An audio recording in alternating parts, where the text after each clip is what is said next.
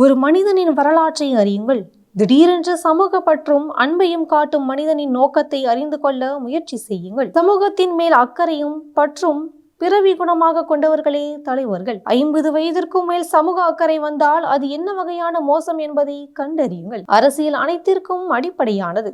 அதனை நடிப்பை நம்பி பலி கொடுக்காதீர்கள். போராட்ட களத்தில் மட்டுமே வேல்முருகனை பார்த்தவர்களுக்கு பாசத்தோடு கூடிய அவரது கருணை உள்ளம் அவ்வளவு எளிதாக புரியாது. பாலிய பருவத்தில் இருந்தே போராட்ட களங்களை நோக்கி பயணிக்க தொடங்கியதாலும் அதிகார வர்க்கத்தினை நோக்கியே இவரது குரல் ஒலித்துக் கொண்டிருப்பதாலும் இவரை கலகக்காரராக மட்டுமே பார்க்க முயல்கின்றனர். உரிமை இழந்து கிடக்கும் ஊமை மக்களின் மீது கொண்ட பாசத்தின் வெளிப்பாடுதான் அவரது போராட்டங்கள் என்பதை உணர்வதில்லை. இயற்கையினையும் இசையினையும் கேட்பவர்கள் பாசத்திற்கு சொந்தக்காரர்களாக கட்டமைத்து நிற்கிறது இந்த உலகம். குழந்தையின் அழுகையினை ஓய்க்க அங்கலாய்க்கும் தாயின் பாசத்தை போல ஏழைகளின் துயர் துடைக்க தன்னை வருத்தி கொண்டு பல போராட்டங்களை முன்னெடுப்பது கூட தாய் போன்ற பாசத்தின் வெளிப்பாடுதான். கோபம், குணம் இவை ஒன்றுக்கொன்று நெருக்கமான தொடர்புடையது. கோபம் என்றால் பெருங்கோபம், உண்மையான வீரனுக்கு வருகின்ற கோபம், அரசு பயங்கரவாதத்தை எதிர்த்து வருகின்ற கோபம், ஆதிக்க வெறியை கண்டு வருகின்ற கோபம், மண்ணின் மைந்தனுக்கு வருகின்ற கோபம். நெஞ்சில் வஞ்சகம் இல்லாதவர்களுக்கே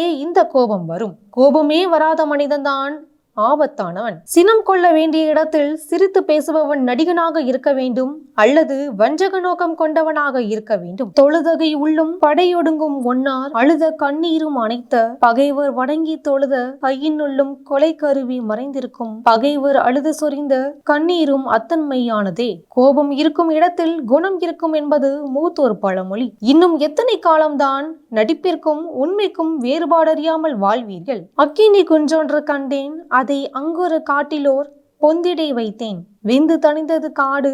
அக்கினி போன்றவர்கள் சமூக கோபம் கொள்பவர்கள்